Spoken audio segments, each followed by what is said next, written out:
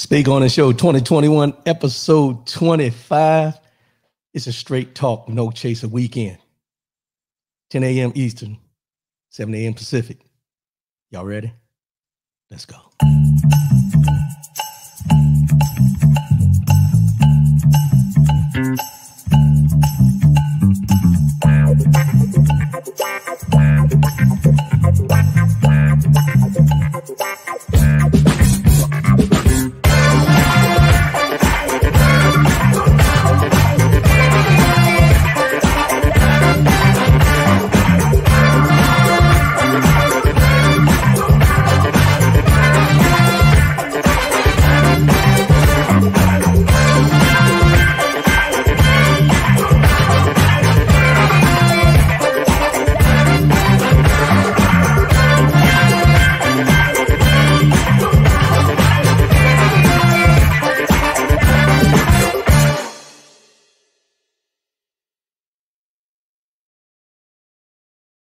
Good morning, good morning, good morning. Welcome to Speak On It. I am your boy, R.W. Coolins. First and foremost, giving honor to the God who allows me to come to you in this manner on a weekly basis. What's going on, y'all? Good morning, good morning. 10 a.m. Eastern, 7 a.m. Pacific. Speak On This show.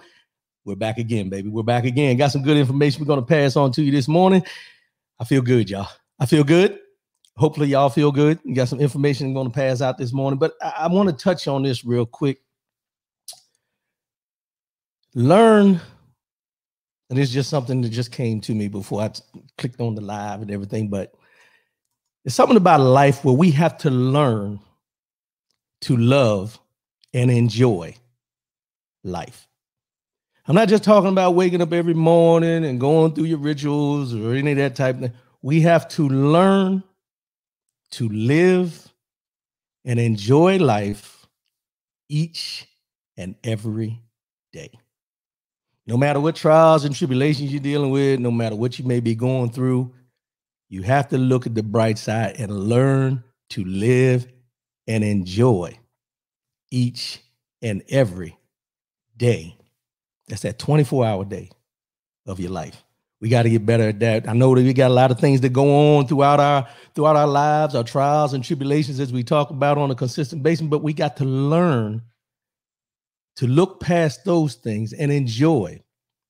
Learn to live and enjoy each and every second that we have, each and every day of every day. Good morning, Lady Michelle. Appreciate the support. April Whedon, appreciate the support. Sis, appreciate the support. Thank y'all for tuning in this morning. But that was just something that came to me before I went live with the microphone. I don't know what it was. It was just something came over me. Felt that someone needed to hear that this morning. There's a lot of things going on. We don't know everybody's situation and everything like that, but there's something about waking up in the morning that we take for granted. And we got to learn and get into our psyche that each and every day that we wake up is a chance to enjoy life. It's a chance to enjoy life. So we got to take advantage of that. Michelle Long, good morning. Good morning. Appreciate the support. Appreciate the support. Let's go and get these formalities out of the way. rwcoolins.com. Y'all know the website. Go to the website. All the information is there. The links are there. You can follow. We're broadcasting live on YouTube and Facebook this morning. You can download off of Spreaker.com and Apple iTunes after the show, the audio only. If you just want to listen to the audio after the show, go there, download. Also, when you go to YouTube, if you're watching through YouTube or if you have a YouTube account, go ahead and go over there and subscribe to the YouTube page, because what I want to do is eventually transition from doing Facebook Live and just doing everything through YouTube. So if you haven't subscribed through YouTube, please, I ask you, go subscribe on the YouTube channel. That way, all that information there, all the old videos are there as well. But if you like watching through Facebook, okay, I'm cool with that. But eventually, my plan is to transition everything and just go straight through, YouTube. Go through YouTube. It's easier access for everybody. It's up to you if you want to do that. But eventually, that's the only way you're going to be able to see the show, because I'm not going to be posting on Facebook eventually. But I'll let everybody know that way ahead of time. Good morning, Brian Hoodie. Appreciate the support, my brother. Appreciate the support. So, yeah, subscribe, reach out, share it with other folks, share the show, let them know what's going on over here on the Speak on It show. 844-904-2665. That's 844-904-2665. No matter what the situation is, let your voice be heard. All we ask on the Speak On It show is if you decide to call in or if you decide to comment, say what you mean and mean what you say. That's the only requirement we have, because we come in as friends, we leave as friends, we family here on the Speak On It show. That's where we're at in life. That's what we, it's not about judging each other and different things like that. It's about us coming together on one common accord. We may not always agree, but we should be able to agree to disagree. Let's go on and get into this. Straight talk, no chase. It's a straight talk, no chaser weekend. I got some bullet points wrote down. We're not going to get into the learn me something today, but I'm going to give you some information, and I think it's going to give us some ideas on how we need to look at things differently and everything like that. So we're going to continue doing what we're doing. You see what I'm saying? D-Cam, appreciate the support, bro. Appreciate the support. So I found these couple topics that jumped out at me that I'm going to touch on today. One of them is going to be very interesting for some of y'all because of everything you heard. But I'm going to take it back to the basics, because that's what I like to do. I like to go back to the basics when we talk about these things, because I think there's, when we hear information passed on, we don't know the roots. As I always say, the root cause, but we don't understand the roots and what's going on. So that's what we're going to do. But right now, let's get into this. I seen this article. There's 3 GOP lawmakers face ethics complaints for failing to disclose $22 million in stock trades. Now, these are your GOP lawmakers. And it's not only GOP, because I'm going to get into that as we go. Just hold on. But three GOP lawmakers. Senator Tommy Tuberville from Alabama, Representative Pat Fowler from Texas, and Blake Moore from Utah. All 3 of these guys had dozens of trades worth up to $22 million. Let me say that again. They had trades in the stock market of up to $22 million. And the requirement is within 45 days of them making these trades, they're required by the Stock Act to report it. But here's where the problem comes in, because they're told that they need to report it. They get caught not reporting. But the reason they don't shy away from doing this behind the scenes, that insider trading that they talk about and all the things. The reason they're not hesitant to do these things as politicians and GOP lawmakers and Democratic representatives or whoever you may want to be is because the fines are as low as $200. So these 3 men made $22 million in the stock market trading off of tips. And the only fine they get, or they're going to get, or the only accountability that they have by not reporting what they did when they did what they did to gain the money, the fines are as low as $200. And more serious lapses are rarely forwarded to the Department of Justice or Securities and Exchange Commissions for criminal investigation. So basically what this is saying is you can do what you're going to do. And if you don't report it, we're going to investigate it. But the most you're going to end up paying out of this $22 million that they all made is $200 each in fines. That's low. That's the low end. And that's all we've ever seen happen with these politicians when they do these type things. Case in point, Representative Fallon dumped $250,000 worth of Microsoft stock just weeks before the company's high-profile cloud computing deal with the Pentagon, valued at $10 billion, was abruptly canceled. So he had insider information because he sits on the House Armed Services Committee. So he knew this was going to happen, and he dumped all his stock trades, got rid of Microsoft because he seen that this contract wasn't going to go through. And he made millions and millions of dollars off of this by selling his stocks that he had invested in this. What is right about that? And then he's only going to get fined about $200 is a low end. And these are the politicians that we put in office to allow for our best interest. And there's a reason why I'm bringing this up first, because there's something in the next one that I want to get to. But this guy sits on the House Armed Services Committee, brand new subcommittee on cyber innovative technologies and information systems, which has oversight over the deal in question known as the Joint Enterprise Defense Infrastructure Contract. But there's no accountability for him getting rid of that money, making money off his money, because he had insider information about what was and wasn't going to happen. And these are the politicians that we expect to have our best interests at hand. Remember that. All three said that the trades were executed by financial advisors who buy and sell stocks on their behalf. So basically, they're saying they don't have a hand in it. The stock advisors, trade advisors, financial advisors are the ones that do all this, and they really don't know what they're doing with their money. But you just dropped $250,000 worth of stock in a company that was going to be in this contract that you were told or you found out because you're on a committee that wasn't going to go through. When we talk about politicians, and let me say this, two Democrats, Representative Tom Malinowski from New Jersey and Representative Sean Patrick Maloney, just recently had an investigation done on them for the same type thing. But we see no problems with this. Reason I bring this up is because we have these politicians up here on the Hill. And they're supposed to be putting in legislation to protect and to take care of you, the American citizen, as a whole. Not selectively, but as a whole. But their interest is more in the money that they have and what their interests are in different things, more than the people who put them in office. We see it over and over again. And one of the things we need to understand is we have an election coming up for 2022. 2022 midterm elections is what they call it. And what most of us will do is we'll go out here and we'll punch the ticket for the same person over and over and over again, knowing these type of things happen, because we get amnesia every time these elections come around and don't realize and don't do our research to realize that these people don't have our best interests at hand. It's a money grab. And I've always said it's a money grab as far as some of these politicians up there. But we got to get better as far as doing our research. And that's why I bring these things up. Believe me and trust me.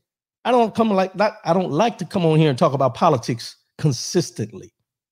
But I think there's certain things about politics that you need to understand. And it's not the politics part of it. It's the human aspect of who the politicians are. Let me say that again. It's not the politics of it. It's the human aspect of who the politicians are and what the politicians as humans are doing. See, we give them a pass sometimes because they put politician in front of their name. They're known to lie. They're known that, well, we need to be the ones to step up and say, we're not going to deal with this no more. Because I know if I or you decided to do insider trading because some information you had about a stock and you got rid of it and they found out that you got rid of it because it wasn't going to go through or anything like this, you would be facing criminal liability for insider trading. We see it all the time. But nobody wants to hold them accountable because of where they sit, because they have to hold each other accountable. Tommy Dorsey, sounds like a Martha Stewart movie. Exactly. And Martha Stewart was held accountable. We can go through the list of many of them that have been held accountable that are not, quote unquote, politicians. That's why I put this in front of the next one. Because like I said, this is a straight talk, no chaser weekend, and I'm just going to get into it. Appreciate that comment, bro. I bring that up as far as what these politicians are doing behind the scenes with their money, how they're taking care of them, how their families are, benefiting from what they do in the positions they hold, and there's no consequences to their actions and so on and so forth. And you've heard me say that many times. But for you all that don't know, or if you didn't know, or you didn't care, or because it doesn't affect you, I've been saying this for a while, and now it's finally come to fruition. Today is July 31st, 2021. July 31st, 2021. And I've been talking about this since the pandemic started. Since we first got into this and people were losing their jobs, people weren't able to pay their rent, people weren't able to pay their mortgage. And today, July 31st of 2021, the federal eviction moratorium ends. The federal eviction moratorium ends today. What does that mean? It means there are 3.6 million Americans at risk of being put out of their homes or apartments. There was $47 billion in federal housing aid issued to the states, but it has been slow to make it to the hands of the renters and the landlords who are owed payments. So right now we're looking at 3.6 million people American citizens, some of your family members, some of your friends, some of your co-workers possibly facing eviction, whether it's a rental or a mortgage. Only $3 billion of the $47 billion has been delivered as of June 30th. $3 billion of the $47 billion that was annotated for the program to keep people from being evicted has been distributed up to this point as of June 30th. 8.2 million people were behind in rent or mortgage as of July 25th. 8.2 million Americans were behind on rent or mortgage as of July 25th. Today is July 31st. And of those 8.2 million that are behind, 3.6 million are at risk of being kicked out of their homes or apartments as of today. The only saving grace, well, let me hold off on that. Efforts to extend until October 18th were shut down because they couldn't find enough votes. Now, mind you, remember this. The House and the Senate are on August recess as of this weekend. So there's nothing that's going to be done about this eviction moratorium voting or anything like this because they shot it down yesterday and there's nothing else you're going to hear about it. But they're going home. They're going back to their plush, homes, wherever they live, away from DC.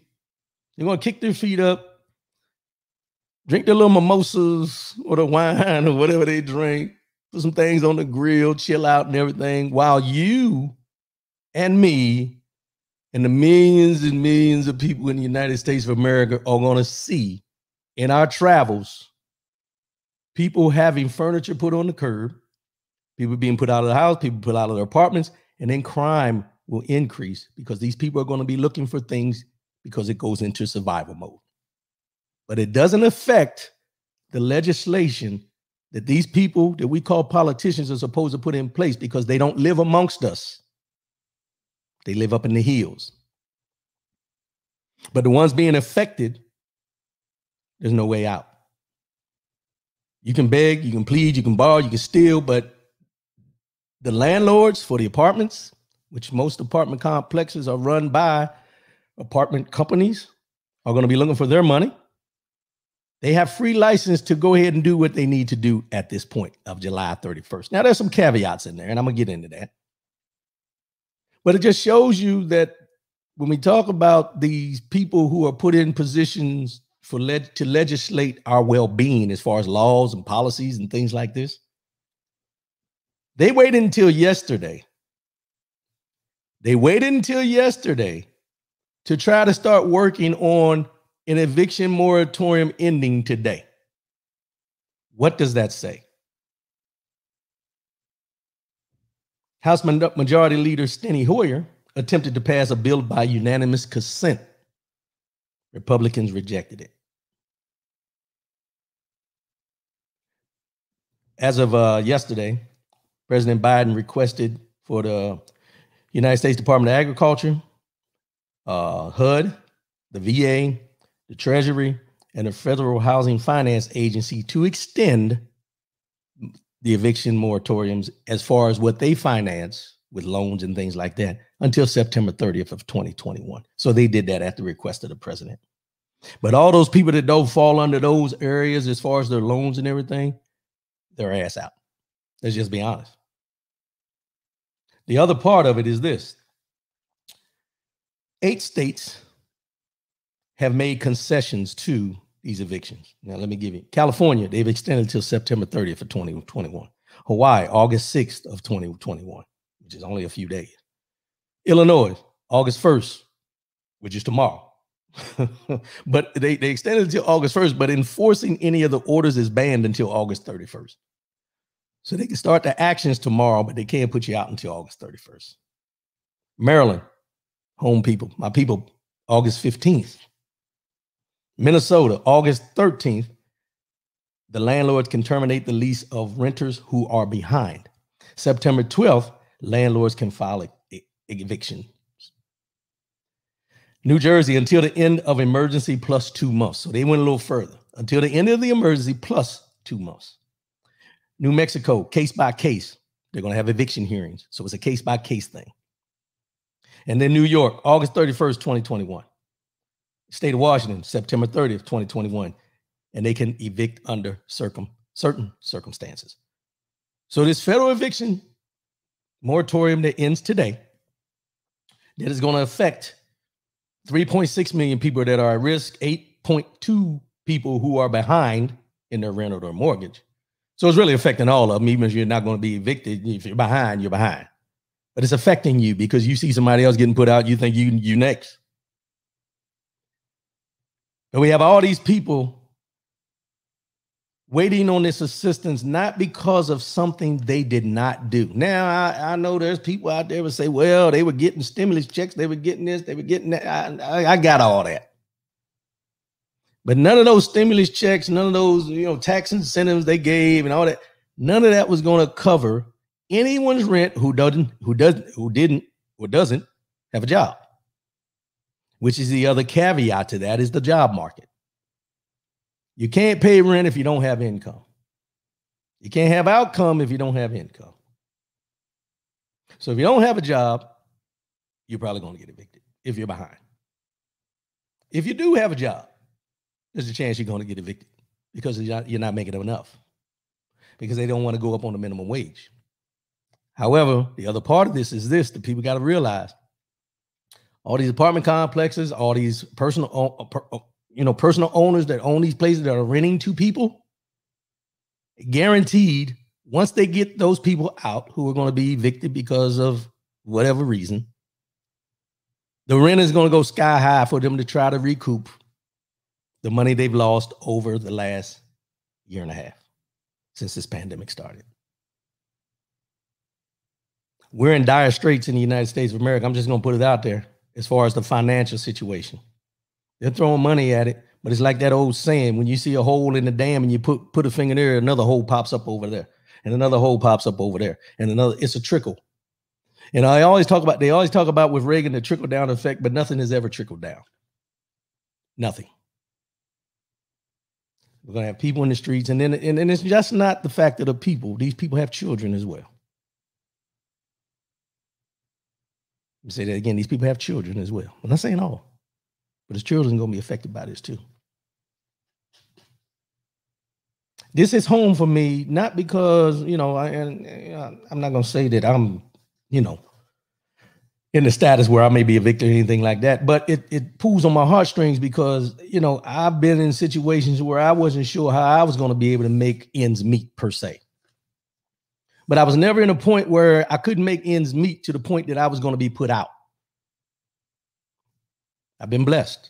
Let's just be honest. Most of us have been blessed in that situation. But we're talking about 3.6 million people. 3.6 million people. Now, the 3.6 million people they're talking about are households, apartments, and homes. That's just the structure. That's not counting the amount of people that may live within that structure of that one house, that one apartment.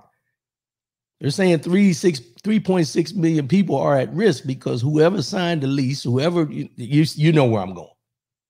That's what they're counting. They're not counting everyone that lives in there. They're counting the structure that they live in. 3.6. But we got 8.2 million people behind. Keep an eye on this. Keep an eye on your neighborhoods. Keep an eye on your families. Reach out to somebody that you know may have been struggling during this time that needs a little help, if you can help. I'm not telling you to go broke trying to help somebody, but if you can help, whatever little bit you can do, let's try to do it. Because you will be looking for the same thing. Because if you're waiting on the politicians, it ain't going to happen. It ain't going to happen. Vernique, good morning. Appreciate the support, family. Appreciate that. So that's where we're at with that. And I'm reading these things leading into the other, because this one is what it all leads into for me. We talk about the politicians. so-called politicians. They're up there for their own personal gain and everything. And then we got the people out here who put these politicians in office that are going to be evicted or lose homes and all this kind of stuff. And then we transition to this next one. I don't know how many of you watched the 4 officers the other day give testimony for the January 6th Insurrection Committee. I didn't watch all. I watched bits and pieces here and there because, you know, I was at work, so I listened to what I could. Went back and listened to a couple things, you know.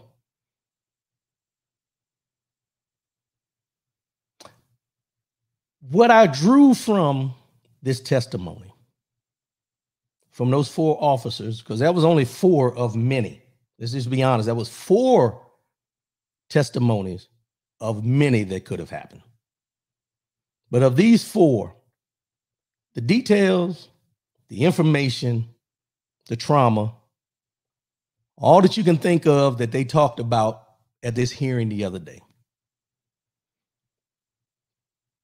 that has been continually denied by certain people, saying that it wasn't an attack, it was visitors visiting the Capitol, it was a normal day and all this kind of stuff, but these officers came out and told their truths.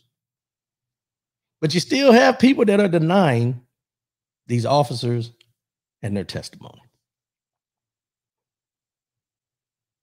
I don't like to get into the tit for tat and the what ifs and, well, if you said this, what about it? I don't like to get into that per se.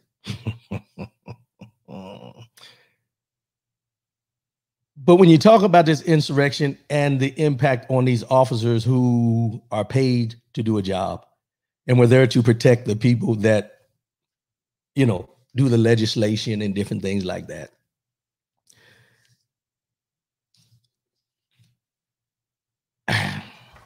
Let me get into this. So in the insurrection on the Capitol, it was told the other day that more than 150 officers were injured. 86 Capitol police officers, 65 Metro police officers injured during the insurrection. Numerous, watch this now, numerous did not even report their sustained injuries, which included scratches, bruises, eyes burned from chemical sprays, and the like. They weren't reported. But the ones that were reported was 86 Capitol police officers and 65 Metropolitan police officers were injured. Some of the minor things some people didn't report because they didn't want to deal with that. I get that. But long term, okay. Because in the government, everybody knows in the government, you got to go through steps. You got to do workman's comp paperwork and CA1s. And there's a lot of information you got to provide when you say you got hurt on your job. Let's just be honest. And also what hadn't been reported yet and can come out later on is PTSD cases as a result, which will be reported as injuries due to what happened at the Capitol for these police officers. At this point, 17 remain out of work due to injuries sustained during the attack. Now, I've just read you all these numbers of 150 officers and who was hurt, and 17 people are still out. There's going to be PTSD associated with this. There's also, you know, minor injuries. With Officer Mike Fanone was repeatedly tased and left unconscious where he was at. So he's going to have long-term battles with different things, PTSD and everything like that. And I'm not trying to put in the mindset of what I know, but I'm telling you what was said, what I've read, and different things like that, of the after effects of these officers from that one day.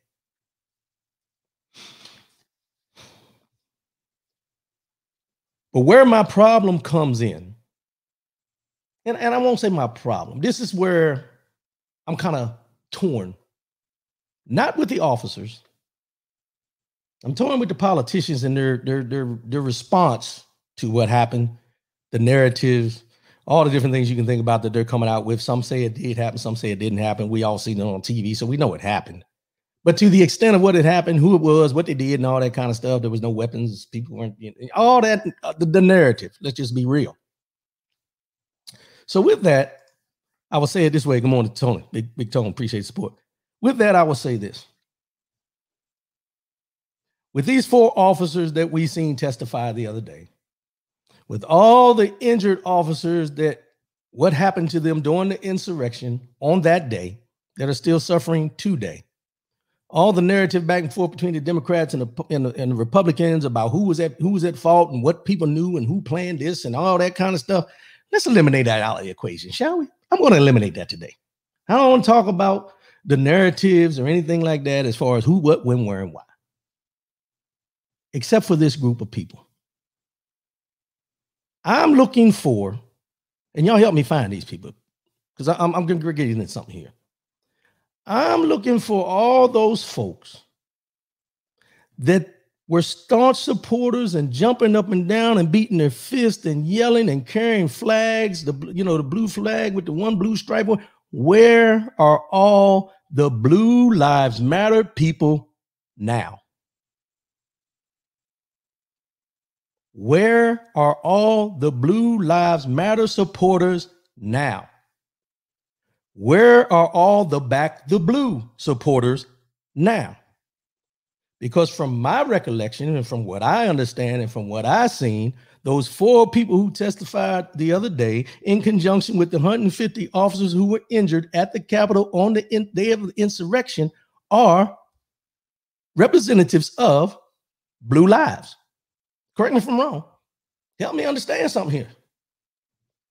All these people are the Blue Lives that you said mattered. But I don't hear nothing from you.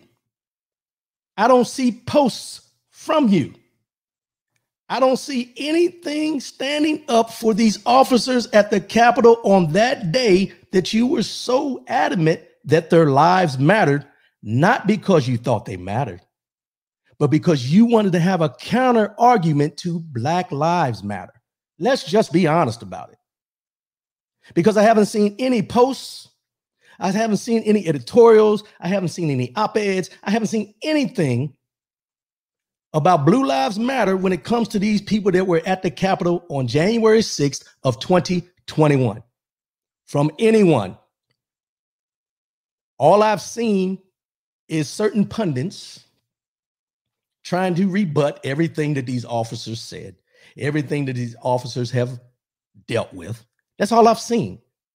But all my Facebook friends and your Instagram posts and your TikToks and all the different things that you were adamant about posting on before January 6th, when it came to the Blue Lives Matter, are silent. Because it was never about the Blue Lives. You knew it at the time. We knew it at the time. Had nothing to do with Blue Lives. It had to do with the fact that you wanted a counter argument to the fact that what happened to George Floyd, we need something to take the focus off him and put it back on. We support the police no matter what. Wait a minute. Wait a minute. Because I haven't, like I said, 150 officers injured, and that's just the tip of the iceberg. 4 of them testifying. Just 4 of the other many that were there that day. And I'm only talking about the injured ones. I'm not talking about all the other ones that were still there doing what they had to do. But it's crickets. And I'm trying to get to an understanding, because for myself, just for me, I'm trying to get to an understanding of why do people still feel the need to counteract everything that may come out as being a positive movement for the equality and the equal treatment of people of color? There has to be a different narrative for that. You can go back through time. Do I need to name them all? Y'all know it. Ku Klux Klan, Civil Rights Movement. I mean, I ain't going to go through all of them, but let's think about it for a minute. But Blue Lives Matter, Back the Blue, all you can think about the police and giving them support and don't get rid of qualified immunity and the defund the police, when people were mad because you talk about defund the police because they're thinking about taking away the police rather than taking away and moving the money to deal with mental health issues within the community when they have calls. But that's not the narrative you want to put out there. but you want to back them. Depending on the situation. So me being who I am, I did a little research, like I always do, on Blue Lives Matter. It was founded on December 20th, 2014. And this is for all those people that say Blue Lives Matter, because most of y'all don't even know what it started from and how it started and why it started. So I'm gonna educate you. I'm not gonna learn you something, I'm gonna educate you. It was founded on December 20th, 2014. It was a counter movement in the United States, advocating that those who are prosecuted and convicted of killing law enforcement officers should be sentenced under hate crime statutes. It was started in response to Black Lives Matter after the homicides of New York Police Department officers Rafael Ramos and Wentian Liu in Brooklyn, New York on December 20th, 2014 is when this started. So did y'all know that when y'all was jumping out here talking about, Blue Lives Matter and Back to Blue and all that, did you know what started it? Because if you knew what started it and you knew what it was all about and you truly meant what you said when you said what you said about Blue Lives Matter when the Black Lives Matter movement was doing their thing, then you wouldn't be so quiet now behind what happened at the Capitol.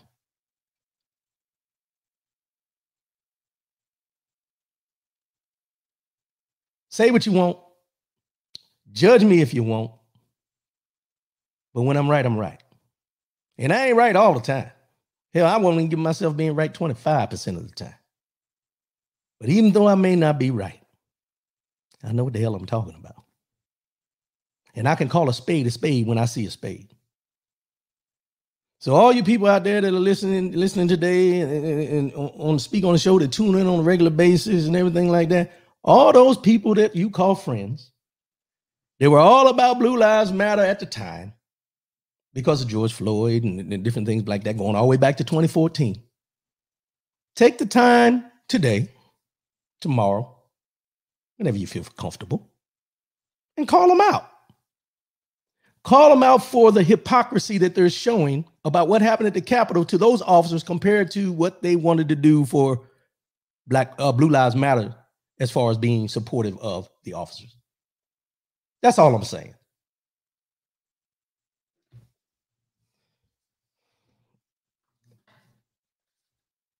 I get a little upset about this because it just shows you that for every positive narrative that we can come up with as a people of color, there's always a negative connotation behind what they want to change the narrative to be about what we're trying to do. Now, mind you, watch this. When they said Blue Lives Matter, this is the other part I want to put in here. When they said Blue Lives Matter, was it only the blue lives that aren't Black as well? Because I listened to the testimony of the Black officer, and I can't remember his name. I wish I would have wrote it down. But I listened to his testimony the other day, and he was so very adamant about what he was called, by who, during the insurrection. The N-word was thrown out many, many times. He even said it on the podium with no problem. He wanted to repeat exactly what was said to him. They told him it wasn't his country. They told him that he said, I voted for Joe Biden. Does my vote not count? And they just went to a whole nother level at that point. But he's a blue life, under the Blue Lives Matter umbrella when he has the uniform on, is what you told me. But when situations come, now we're segregating who the Blue Lives Matter are, depending on the situation, the time, and how you feel. Because he wasn't the only person of color in a uniform up there. I can't remember the other gentleman's name, but it was a Hispanic individual up there, and he talked about how bad they talked to him, told him he shouldn't even be here, go back to his own country and blah, blah, blah. He was a veteran, served his country proudly for many, many years. He doesn't have anything showing on his body, that says he's a veteran when he's out there protecting. I don't have anything that shows I'm a veteran when I go places. But if you find that I'm a veteran, does that change your mindset about how you look at me? Should it have changed the mindset because he was a veteran on how they treated him because he was in a blue uniform, black uniform, whatever uniform was, he's a police officer? See, we pick and choose how we want to deal with people when we know the background of the people. And the thing about it is we don't know everyone's background by the visual. We have to get to know people. And the only way you get to know people is you got to be presentable and you got to approach people to get to know people. But when you put this big blanket on there that Blue Lives Matter, but you only pick and choose which one or what they look like in the blue uniform that you want to matter, this is where the problem comes in. Tony Williams, Officer Harry Dunn, that's his name. That was the brother. He sat there and he told everybody, I'm not going to say with the brother, Officer Harry Dunn. Let's just be real. I'm not going to disrespect him like that. Officer Harry Dunn, who sat there and repeated everything that was said to him as an officer. And he said, one of the other black officers said in his 30 to 40 years of serving as a police officer in his life, no, he said in his life, he has never been called the N-word ever. Some people find that hard to believe. Me, myself, I don't find it hard to believe, but it's kind of, because it flies around every once in a while. Deborah Harris, good morning. Appreciate the support. Flies around every once in a while. But Officer Harry Dunn, he portrayed what happened very clearly so everybody understood exactly what he was talking about. But does his life matter? Because he covers two of them lives that matter. Not only is the Black Lives Matter, y'all put him under the Blue Lives Matter because he wears a uniform. But do you view him that way? Or do you pick one over the other? Because a life is a life. No matter how you label it. And that's why I said in the beginning, learn to live each day for what it presents to you. Learn to enjoy each day for what it has to offer. Tomorrow's not promised. We all hear it. It's a cliche. We talk about it. It's not promised. It's not promised. So I'm going to transition off all the political part. Now we get down into the nitty gritty of just us as a people. And when I say us as a people, I'm talking about as human beings. And how we get to a point where we judge without understanding. We judge because we go by things that we want to be true, or we want to put labels and the mindset on people because we don't understand, because what we don't understand, in most times we fear. And what we fear, we try to change the narrative on it so it's not as fearful for our own understanding. So I'm going to start off with this. I'm going to give you some background, and then you'll figure out who I'm talking about. But this has been in the news. Born March 14th, 1997, in Columbus, Ohio. Raised in Spring, Texas. Homeschooled and graduated in 2015. That's 6 years ago. Mind you, think about that now. Homeschooled, graduated in 2015, 6 years ago today, or this summer. She was born to Ronald and Nellie. That's her parents' names. I'm just going to give first names. Ronald and Nellie. She got two brothers, Ronald II and Adam. And then one sister, Adria, Adria. I think I'm pronouncing that right. Her hobbies are shopping. Favorite food is Italian. She started doing what she loves back in 2003 when she was 6 years old. She's been doing it for 18 years now. Think about that. She started when she was 6 years old, back in 2003. Born in 97, started doing this in 2003 when she was 6 years old. 18 years to this day, she's still doing it. She's the most decorated United States women's gymnast ever. Let me repeat that again. She is the most decorated United States women's gymnast ever. She holds 31 world/Olympic medals. 31. We're talking about Simone Biles. Now, I gave you that background because I want you to know more about Simone Biles than what you think you know. And when I say that, knowing where she's born, how long she's been doing it, all that kind of stuff, it takes away from the narrative of what they've been trying to present to you about who this young lady is and what she owes this United States of America, not only as a country, but the people who choose to chastise her in her time of need. Simone Biles.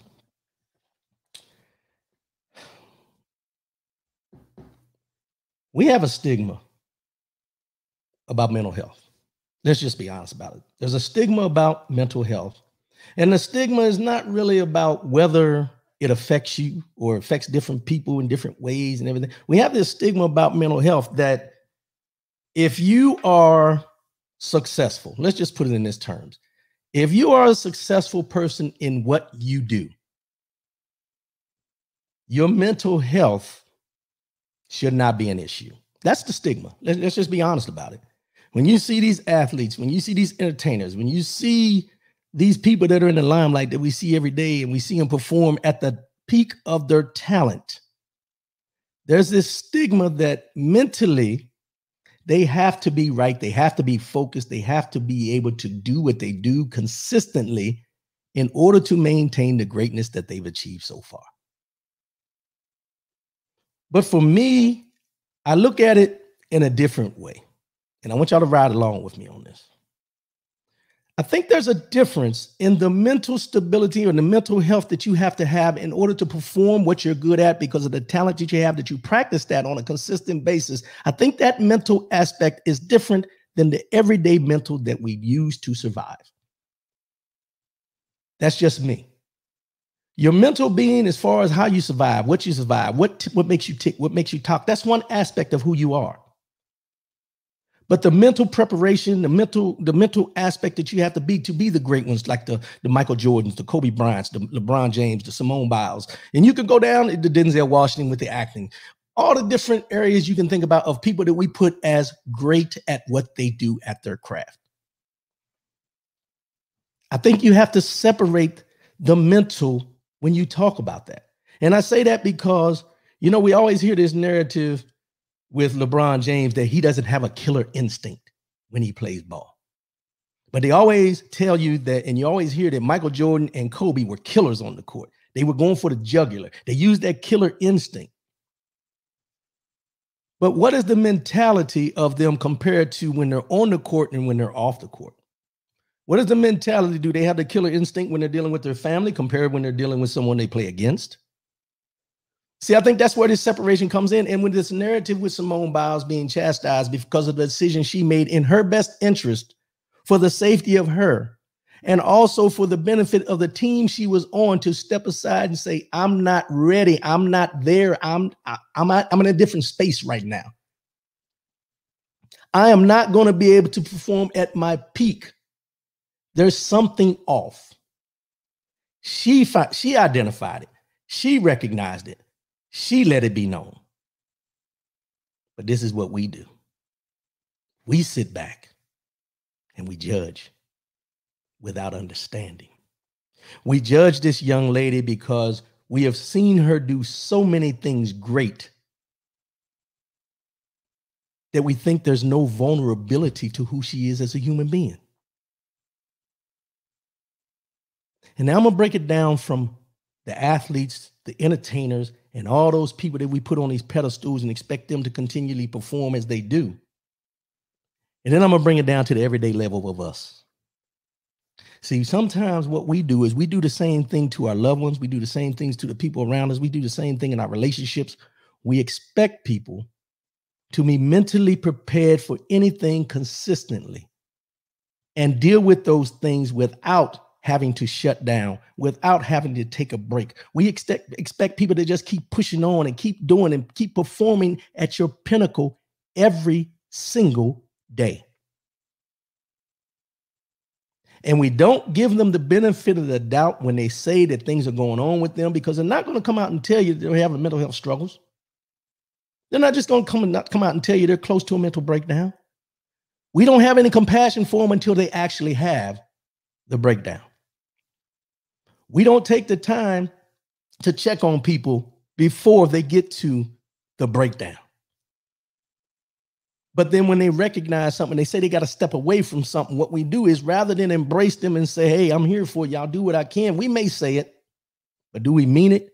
Because once we tell them and they tell us what's going on with them and we tell them, I got you, don't worry about it, the first thing we do is pick up the phone and call somebody else and say, man,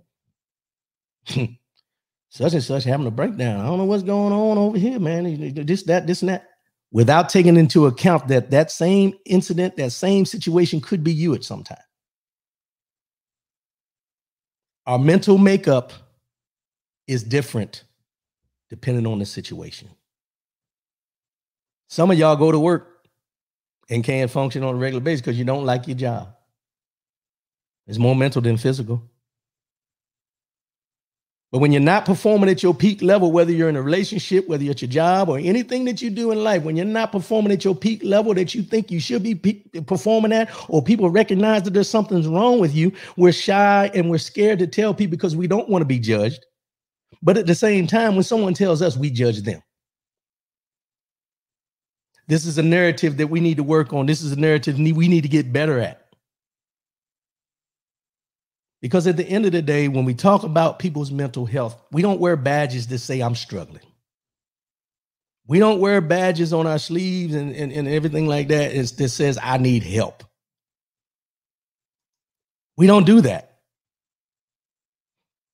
But when someone decides to recognize and tell people, share with people, let people know that this is where I am and I'm not okay in this space, I need to pull back, we start judging. Simone Biles, as I mentioned, is the most decorated United States women's gymnastics person ever. 31 world and Olympic medals. And we don't give her the benefit of the doubt that she may be struggling.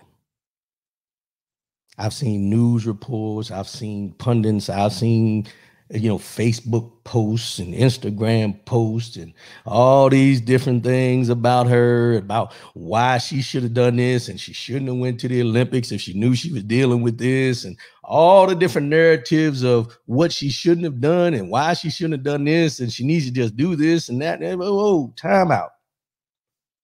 This is where the water gets muddy, because we're telling somebody to overlook a battle that they're fighting to pacify what you expect. We're asking her to put aside everything that she's struggling with to make you proud. We're asking her to dig deep within herself where she already knows she doesn't have it to make you proud of her being an Olympic gold medalist. Something that she's already done numerous times over and over and over again. And when she was winning and when she was doing all that, you put on a pedestal, but it goes back to the fact that she's a black lie. Does she matter? Or does she only matter because she's bringing pride and joy and gold medals to the United States of America? Which one is it?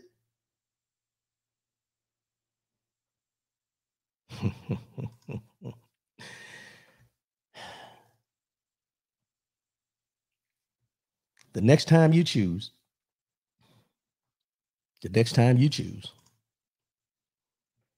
to question, talk about, downplay, or judge the stability of anybody who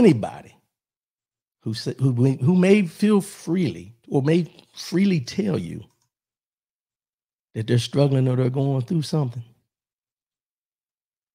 put yourself in their shoes. And think about how hard it was not only to tell you what they're dealing with, but how hard of a battle they're fighting behind closed doors. And then ask yourself, have you ever been at that point and chose not to tell anybody and fought those battles by yourself because you didn't want to be judged? But in the same breath, you want to judge someone else who may be going through a battle.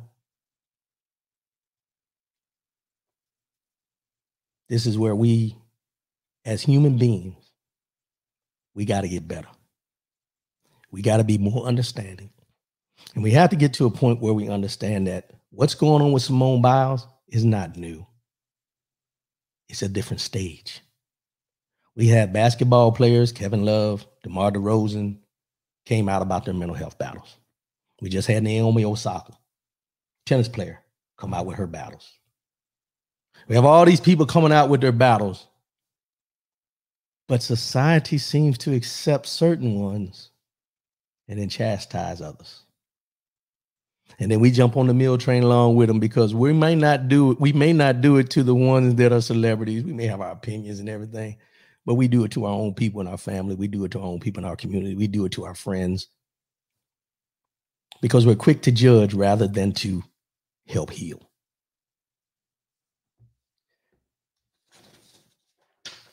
Simone Biles won't be the last person to come out about her struggle. And she won't be the last one we judge because of her struggle. All I pray is that it's not you or me that has to deal with those, quote unquote, as they say, demons, those struggles, those battles. Because when you start asking about it and you start looking at it, you start thinking about it, you have to ask yourself, who can you turn to that will be non-judgmental, that will truly help you because of your battle without judgment? That's all I'm saying. We got to get better. Mind, Body, and Soul segment. Mind, Body, and Soul. Let's go and get into this. Today's Mind, Body, and Soul. It's 2021, y'all. It's year of self-care, self-help, taking it one day at a time. This is what we've been doing. We've been going through this episode 25. So we 25 episodes in, and we're in the beginning of August. The year's almost over, but we're going to continue doing what we do this year and going into the next year. So today's Mind, Body, and Soul. Let's go and get into this. And the quote is, without commitment, you cannot have depth in anything, whether it's a relationship, a business, or a hobby. Without commitment, you cannot have depth in anything, whether it's a relationship, a business, or a hobby. Now, we just talked about, the mental stability of Simone Biles, her stepping away and everything, but that took commitment for her to get to the point that she's at. And it took one incident of her not feeling herself to throw her totally off of what she's used to doing, that she's committed to. Let's get this comment out the way. Tony Williams, I have compassion and I emphasize. Somehow, I'm not totally feeling her quitting like that. But did she quit? See, this is where the narrative gets kind of muddy. Let's hold off on the mind, body, and soul for a minute. When we say she quit, did she quit just to quit? Or did she quit because of reasons that were bigger than what she was there to do? See, we get to a point where we call people quitters. This woman is accomplished. She's accomplished. Even on her worst day, she's better than half the people and more than half the people in the United States of America at what she does. So I'm going to go out on a limb and say the person that she is and the accomplishments that she's had and everything she's done in her life, we have this one time where she can't fulfill.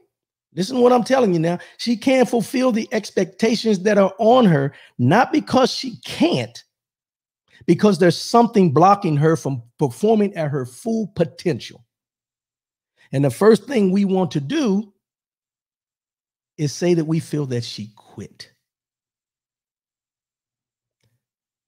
I get into this because we're quick to put the label of someone being less than, quitters, all these different things about what someone didn't do at the time they didn't do it.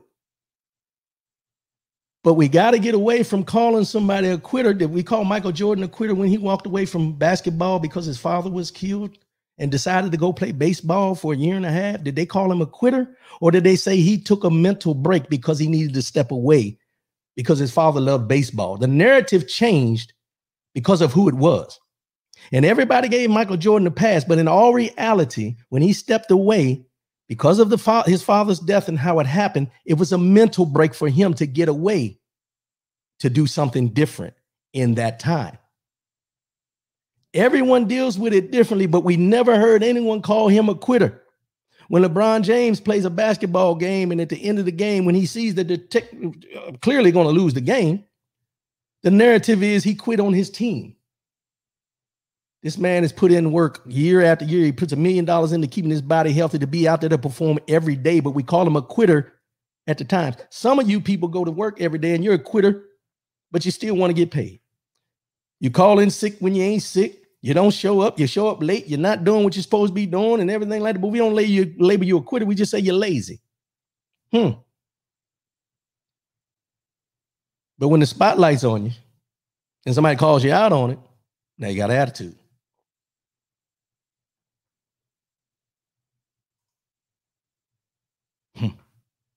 Tony Williams, he didn't leave in the middle of the game. Didn't say he did. He didn't leave in the middle of the game. She didn't either. She went up. She did a routine that she did. She landed. She realized at that point, I can't do this because and this is the part that people are leaving out. It's not that she quit just because she wanted to quit.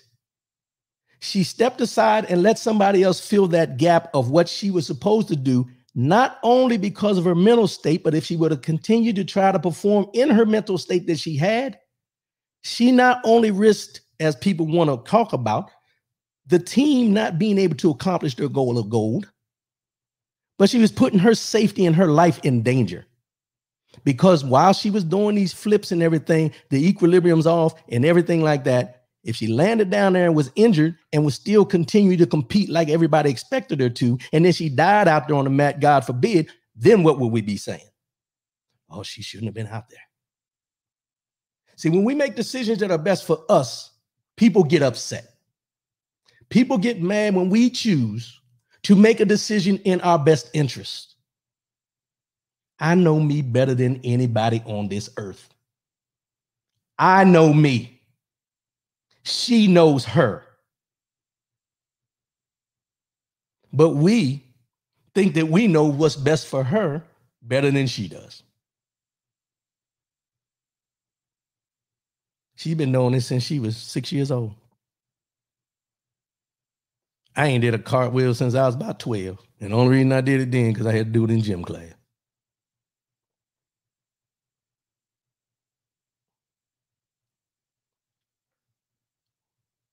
Just saying. Big Tone, that wasn't against you.